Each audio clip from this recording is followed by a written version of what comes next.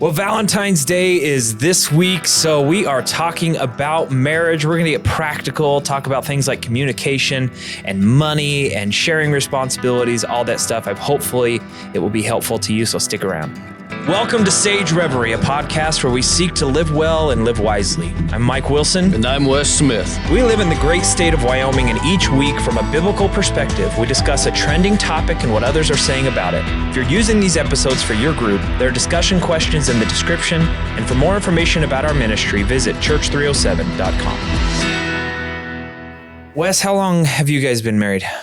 Man, that's been a long time. I think we're at 28 years now. Okay, I was going to see how long it took you to come up with that number. Yeah, right. I have no idea, honestly. I believe 28. 28 years. So we're on our 29th, I guess it would be. Yeah. I think we're at 16, so. Yeah. Newbie. Yeah, right. Newbie.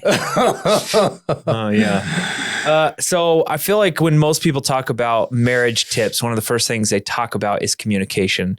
And I saw this video that has some of the most significant Here are the three reasons I divorced my wife. So I thought it was Number one, funny. when I informed her that our neighbor died, she said, "Who, Ray?" Not appropriate to cheer at that moment. Number two, when I told her my favorite month was coming up, she said, "Why'd you lie?" I didn't. Number three is when my dad passed away. He was at the hospital. I couldn't make it before his death. And when I got there, she told me that the doctor said that my dad was pronounced dead. There's no way I've been mispronouncing it my entire life. But she kept defending the doctor. And you know what, to be fair, I should have known. The first time I asked her out, I was like, "You want to grab some drinks?" And she said, "How about 10 tomorrow? That's way too many."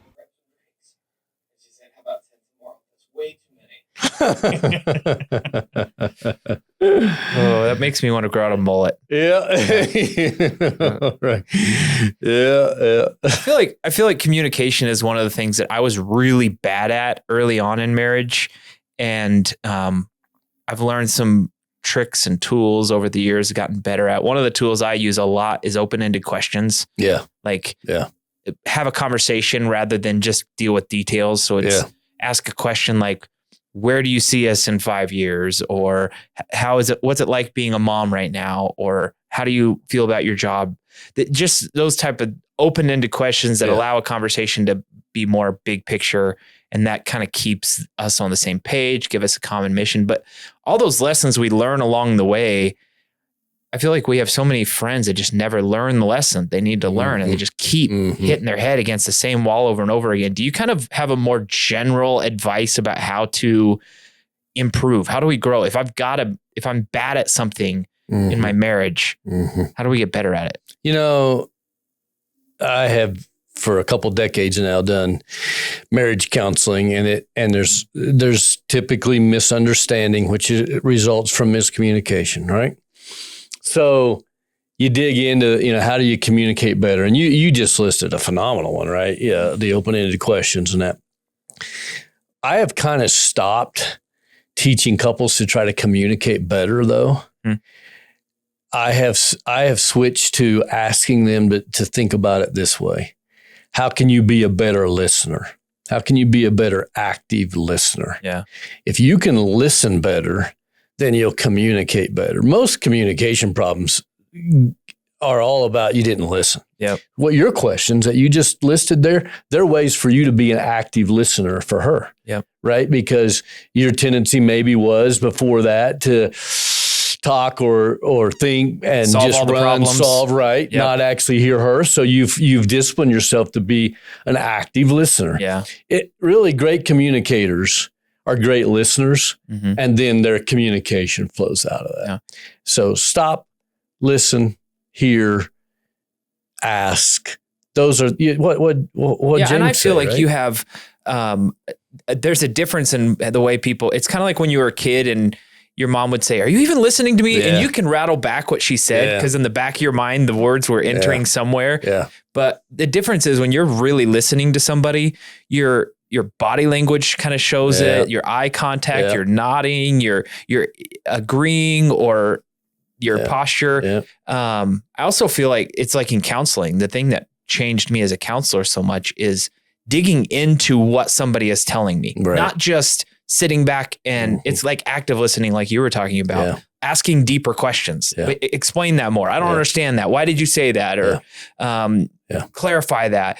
Because then it communicates, not only am I hearing you, but also I'm invested in what you're saying. Yeah. And I feel like that are these the type of lessons that you learned from somebody? Did somebody teach you these things? Or I recommend that every marriage have a mentor couple. And, every married person needs comrades, coaches, and mentorship. And if a married comrades, coaches, and a mentor couple. Okay.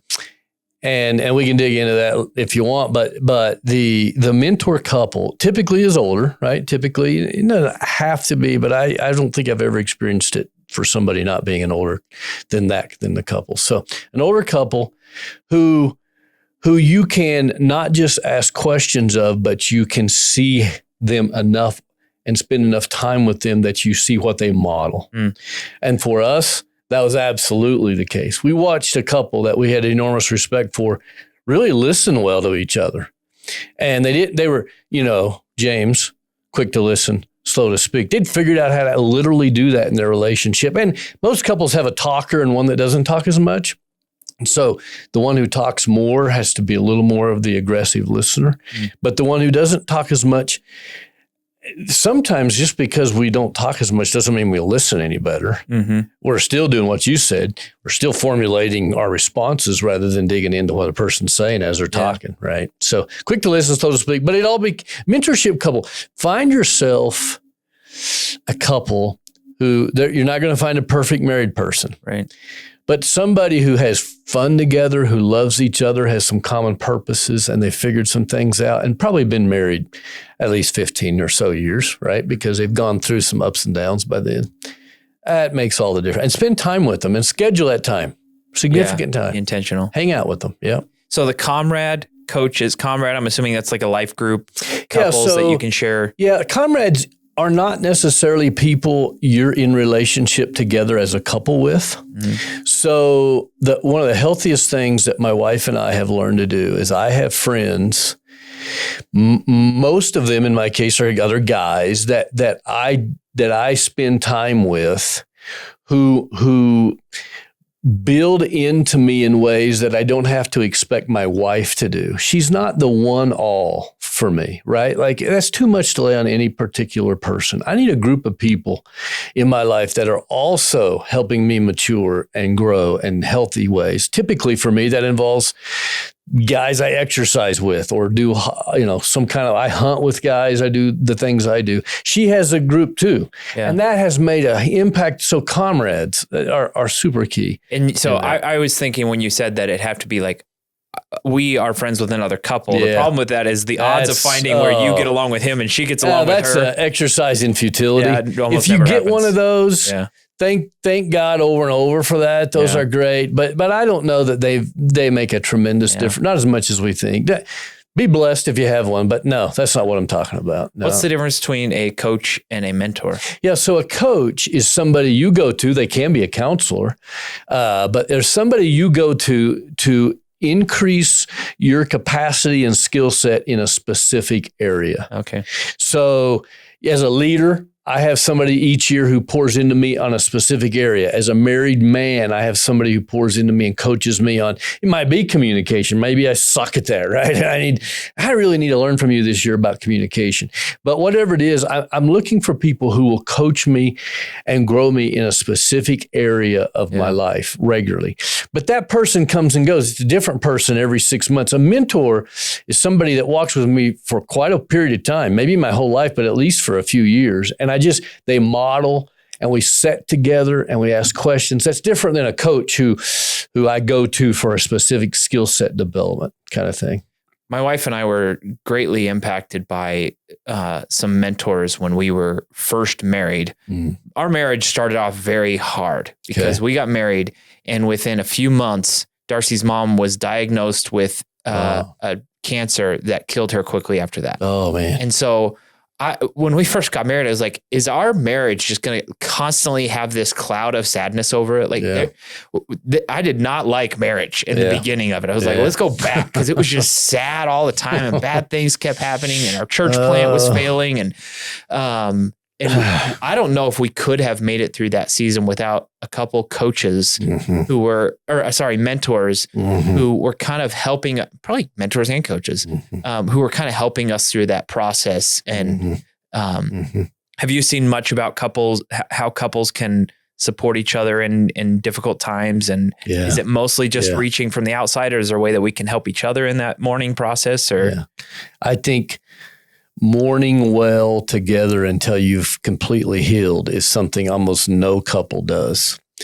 And most of so there's two stages of two moments when couples get divorced. One is early in a marriage, when whatever, and that can be a whole bunch of issues. Another is later in a marriage, though. Maybe there's this empty nest age or slightly before that. And often those breakups happen because there was trauma early in somebody's marriage. Yeah. And they never took time to mourn it and heal from that well. And the woundedness and the scars from that bleed into other things. And by the time they're 52, they're done. Wow. They're done. They've stopped being married for maybe 2 or 3 years, and they finally, maybe it's a miscarriage. Maybe it's a form of an affair. Maybe it's a death, a trauma in that way. A child, goes off the deep end, or it could be any number of things, right? You experience these traumas, and what we do is we're sad for a moment. Maybe we seek counseling once or twice. We weep together a little bit. But we go to work on Monday, right? And then we go to work on Tuesday, and then it's just easier not to talk about it, and we heal a little bit. And, depending on, but we never get to 100%. It's always there. It's always in the background. We never really dealt with it. We never went away together and took it serious and took a break and dealt with it. And if you don't do that, that's like a weed that's growing, right? Yeah. And at first it's no big deal. You manage it, and then it seems to be forgotten for a little bit. It never goes away. It just keeps growing. And boom, it gets you. I think it may potentially have misdiagnosed something, because that's what we've seen. A tremendous number of divorces have happened right before a couple's kids leave the house. Yeah. It's like right before that empty nest stage, marriages seem to fall apart. I've always blamed a lack of purpose, because for so long, couples' purpose were their kids. Everything that we're doing, everything that we have in common is our kids. And as soon as they see an end to that purpose, because the kids are leaving the house, they don't have that shared meaning, that shared purpose in their lives. And so the marriage kind of falls apart because it was built on that. I've always kind of talked about how your purpose needs to be something bigger than just raising kids, but you're saying there's more to it than just often a lack of shared Often there's purpose. Woundedness from way back that you just kind of trudge through. Yeah. And it's a combination sometimes, right? You trudge through because you knew for the kid's sake, or for this sake, or for that sake, or but you reach a point where it's not enough anymore. Yeah. And so you mentioned before the fact that when you were first married, mentorship and a mentor couple made a huge difference. Here's something that I see as it relates to that, just jumping back, and that is that there are certain stages in our life when we're more open to mentorship than others. And often a couple first married, if they have a mentorship couple, as long as that mentorship couple doesn't lord it over them, doesn't always be wiser than thou and telling them advice, giving them advice they don't want. That's why it's so hard to find a mentor, because a lot of people want to give advice, right? Those are a dime a dozen. Yep. People who you have to kind of pull advice out of, who are supervised, those people are pretty rare. Yeah. But if you find one, it's usually early in life, right, that you're open to that. But then you get to where you're like 42, 48, early 50s maybe.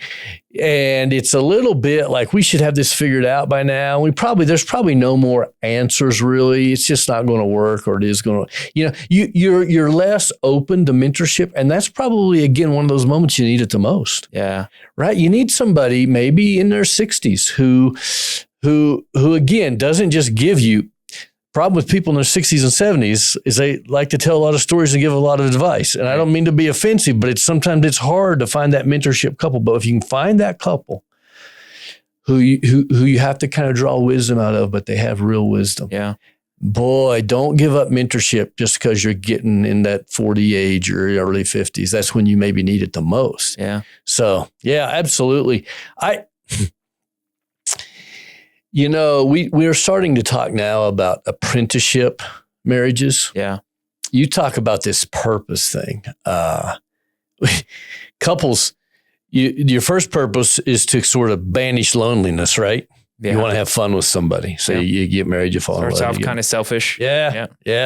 Then you have kids and then they're a tremendous purpose, right?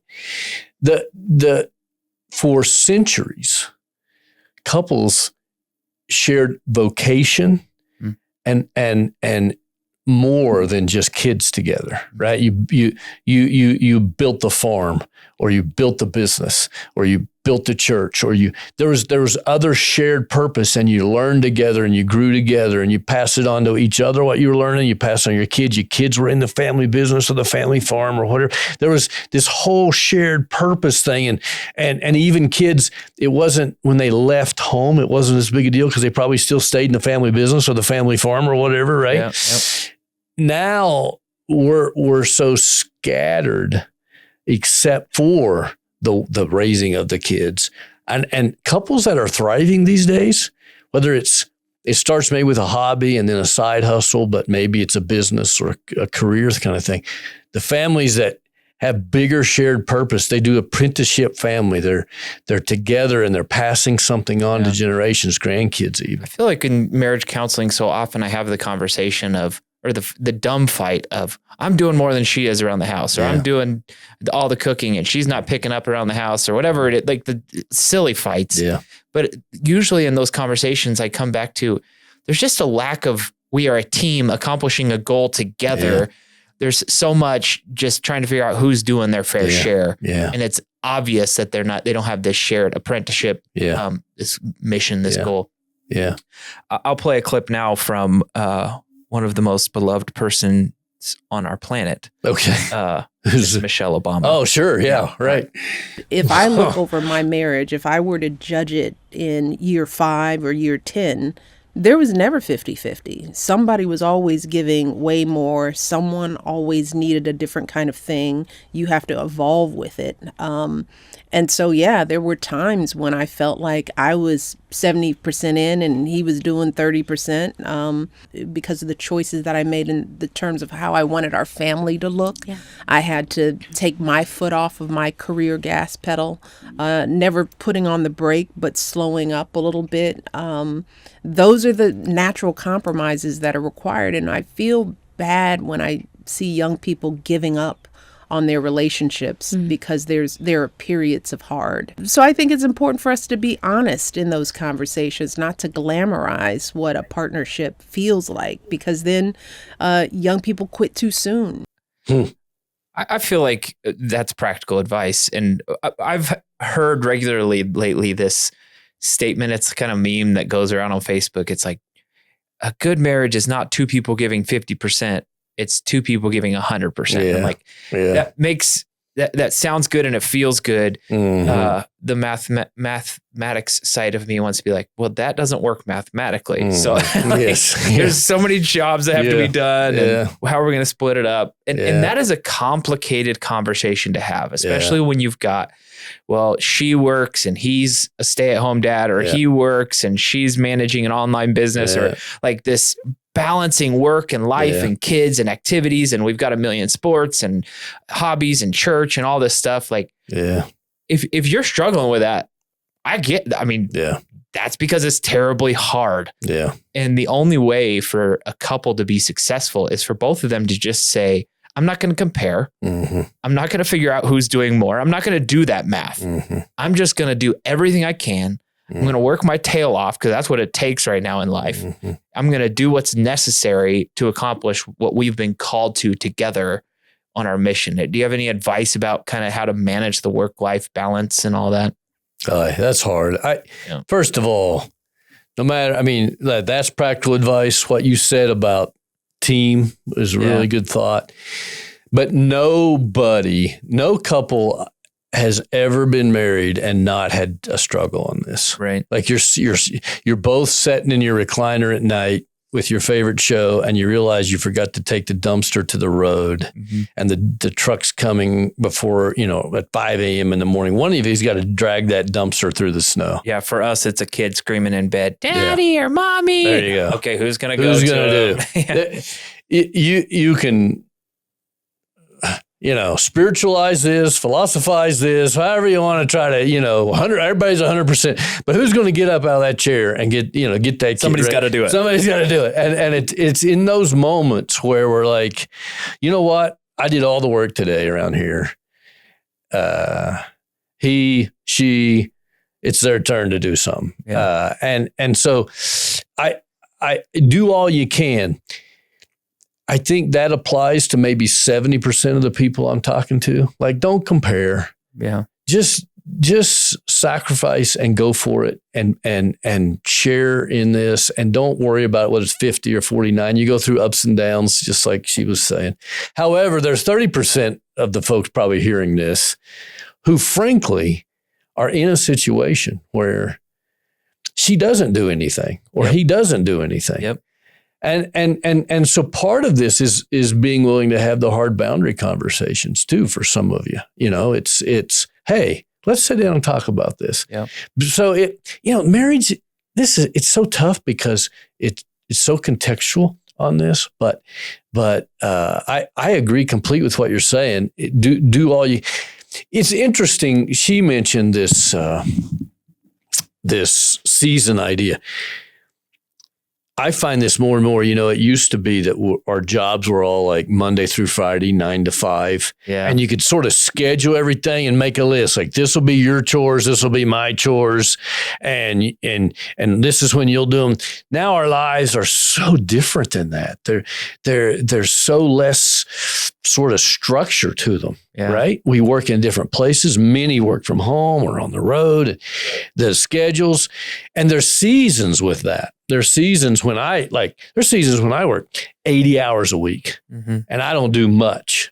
And then there's seasons when I work way less than that and I can do. So it goes back to your heart to serve your spouse, right? I early on in my marriage, I had an experience on this conversation that I will never forget this conversation. I was sitting in my dining room in our first house we ever owned, just married. And I was sitting at the dining room playing cards with my sister-in-law, and Darcy was over at the sink doing dishes. And my sister-in-law leaned over to me and she said, "You're not going to be one of those husbands that makes the wife do all the housework, right?"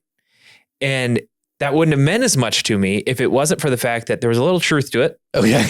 Okay. I think that was true. You had a little hope there. Yeah. Second of all, my sister-in-law was in the middle of a divorce. And it was a painful divorce. And she was speaking from the emotions of the fight she was having in her life. Yeah. And it kind of hit me like a ton of bricks. And in that moment, I decided, okay, I'm not going to be that. I'm not going to do that. I'm going to make sure that I'm carrying my weight.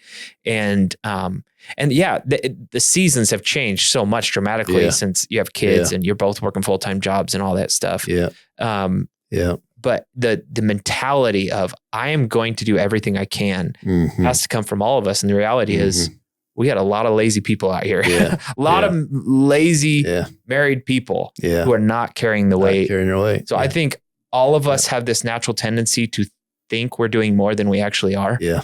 I usually exaggerate how much I'm doing in my mind. Yeah. And I diminish how much she is doing in my mind. So I have to assume that I'm going to think I'm going to do 70%. Yep. I'm going to do 70% because that probably means I'm actually doing 50. You might be doing 50. Yeah. And so we got to figure out our tendencies and our temptations in that conversation. So do you have a division of labor?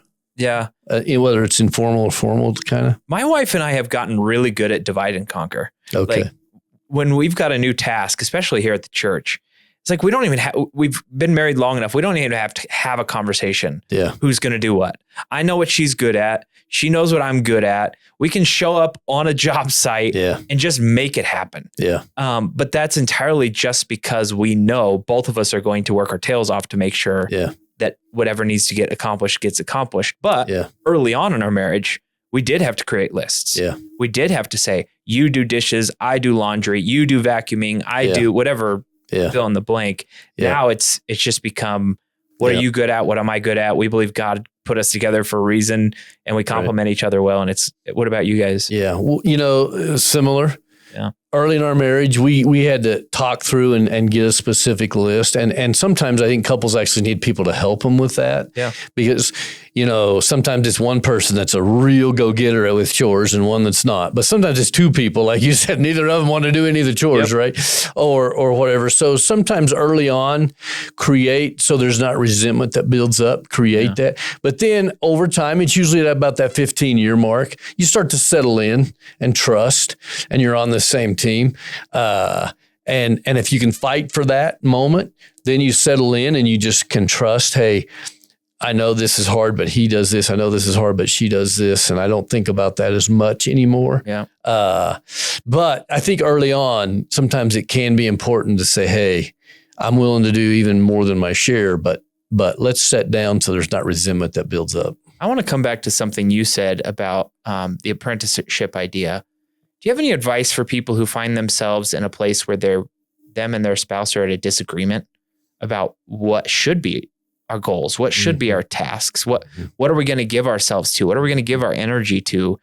I feel like so often people who get married in their early 20s have no idea what they're going to be doing 30 years from there.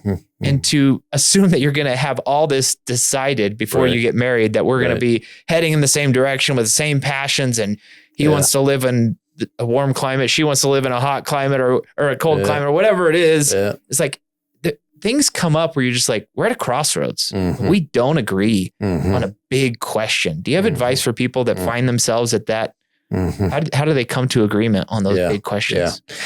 Well, that's hard. The problem is now you're typically what you're talking about is you're a little older. Right. So you're not, when we're 22, it's easy to change our mind. One day we can be all fired up about save this, do this. And then the next day, like, that was yesterday. Right. Yep. But by the time we get to like, say my age, you've kind of decided whether you like to live in warm weather or cold weather. You've kind of made some decisions. You change your mind, but not as easily.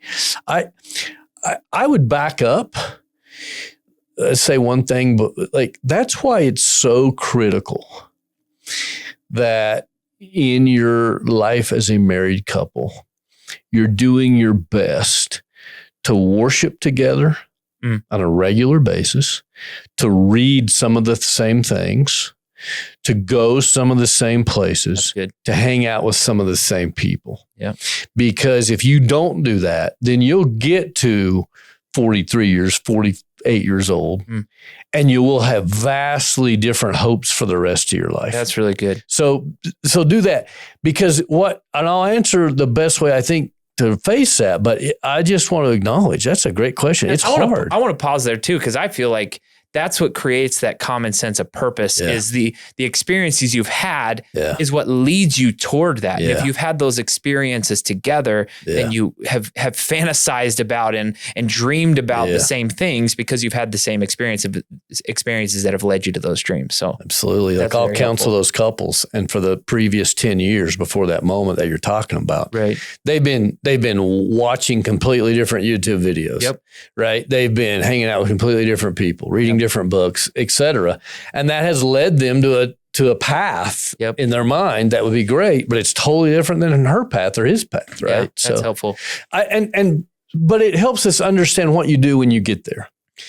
What you're going to have to do, you can't set down, rock, paper, scissors and figure that out. You can't go to a counselor for a couple months and he or she like brings you together in shared purpose. No poker and the chips are your dreams. Yes, right. There's just none of those things are going to work. And it's funny. People try all those things, right? Like, that's absolutely it. you have to go back and do what you did not do. Yeah. You have, so if, if she wants to, live in Vegas and he wants to live in Alaska, you're going to have to go back and say, we're going to delay as much as we can this decision for a period of time, as far as we can. And we're going to go down these roads with each other. So you want to do this? I want to understand why. I want to read some things. I want to go visit. I want to experience. If you want to, maybe you want to give your life to being a missionary in Africa or saving the whale. I'm going to learn about that. I pledge to try to understand why it is you love that. Like you can't stand Wyoming anymore because it's so cold and you want to move to Arizona. Let's go spend a couple of weeks there and see what life would be. There's an openness on my part to that. And you with me. Yeah. Like we're going to go to Alaska and go fishing for a summer. And you're going to see why I want to do that, right? You have to rewind, pledge to your commitment to each other, and then see if you can find something shared. Don't just try to haggle that out, hash that out. I feel like pray that out. Even we spiritualize it. You're not going to pray that out. Yeah. I feel like there is going to be some compromising that's going to have to happen. At some point you say, okay, you want warm, I want hot. We're going to have to find, or cold, whatever. We're going to have to find somewhere in the middle. So everybody ends up living in California. I don't know, but so that's another problem. But so you come to compromise. And I feel like this is a very critical conversation because it can lead to a division. It really one can. says, I'm going one way. Yeah. When I first started doing marriage counseling, I assumed that all the counseling I would be doing would be about how to communicate better and how to share responsibilities more. But turns out most of the counseling I've been doing is trying to heal a marriage after an affair. Like just tons of that. Like so much of counseling is people who had an affair and a wound is created, pain happens, and it's there's more to it than just small little. I want to play another clip that I think will help us.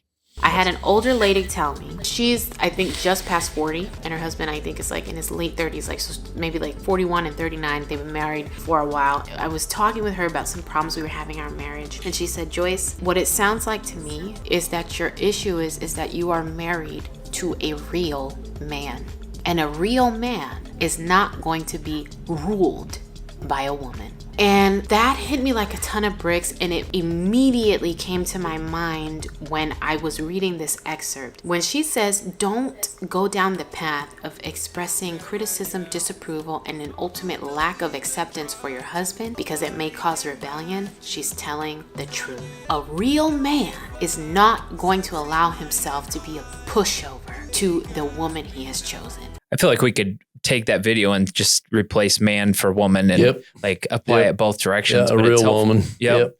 My wife regularly talks about how she tries to keep me from having an affair by giving me the things that I would be searching for other places.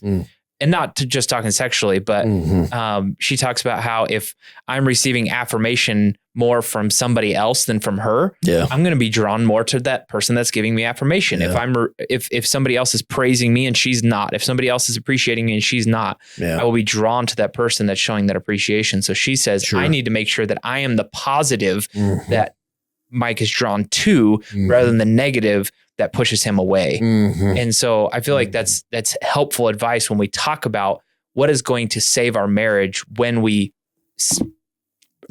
approach these crossroads and look at like a debate. Do you have any other advice for people to avoid affairs or these big problems that usually lead to divorce?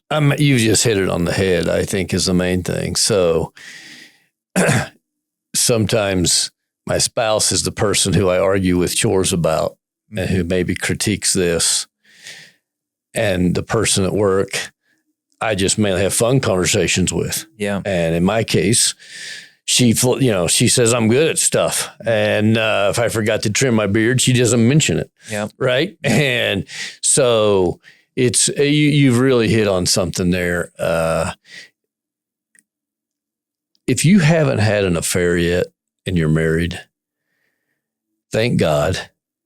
and take it real seriously, because you're right. That is such a huge deal. It's not just sexual affairs, right? It's other ways that we can lust after somebody. But if asked the question by a couple, how do we sort of affair-proof our marriage?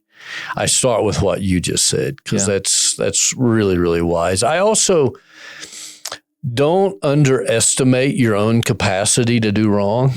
Yeah.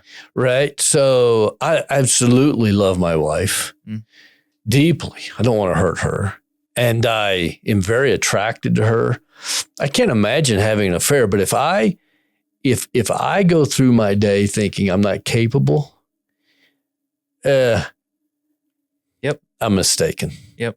I'm mistaken. You and I have done this long enough to know that many affairs started with somebody who was very blindsided, and they just did not have enough guards set up. What guards do you have set up? Yeah. Like what mutual accountability? What are ways that you never want to underestimate your capacity to do this. Yeah, you said if you haven't had an affair yet, I thought you were going to say, don't do it. Agreed. Don't. Agreed. That doesn't have good out. Right. You usually get caught.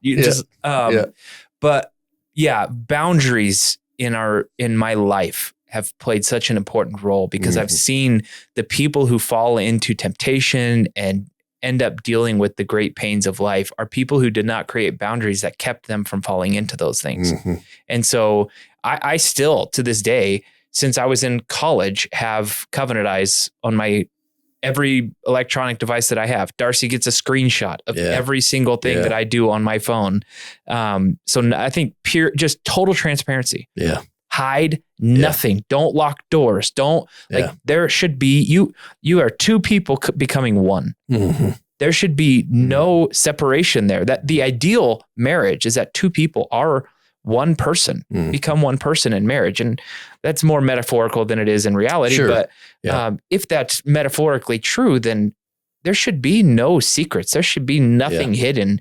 And so we have worked really hard to make sure that there's a window in my office door that in traveling, she can track my phone and know where I am at all times and who I'm with and what's happening. Like, it can't just be, I'll let transparency happen when it happens to happen. For us, it is, we will go out of our way to be transparent. We will go out of our way to make it uncomfortable so that we're more transparent and accountable. So that's become a huge part of our marriage. Yeah. And you just don't underestimate your capacity. That's fantastic. That's, I wish in my marriage, we would have been more intentional about that early on. Yeah.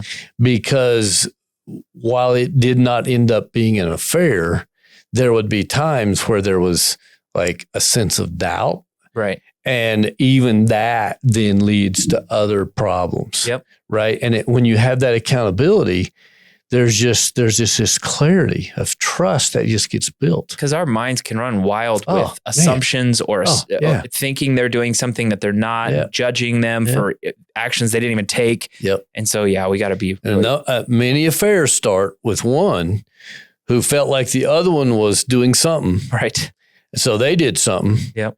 And it just if you can just take out all the ambiguity around those issues. Transparency allows us to not have miscommunication. So well, if you heard something today that you think will help you in your relationships, my advice to you would be take steps. Like, make a plan now. If I don't have a mentor, then I need to have one. If I don't have a coach, then I need to have one. Yeah. Don't just finish the podcast and think, that was good advice, and move on. Make a plan to make it happen. And I think in all of these things, it's not going to happen naturally. You've got to be intentional to make sure that you adopt this advice, and whatever advice you hear in life. You have to make a plan to adopt the advice into your actual habits. So that's where I would go from here if I were you. Great. Awesome. Hey, you should know that Jesus loves you unconditionally, and he died to give you new life. Thanks for joining us today.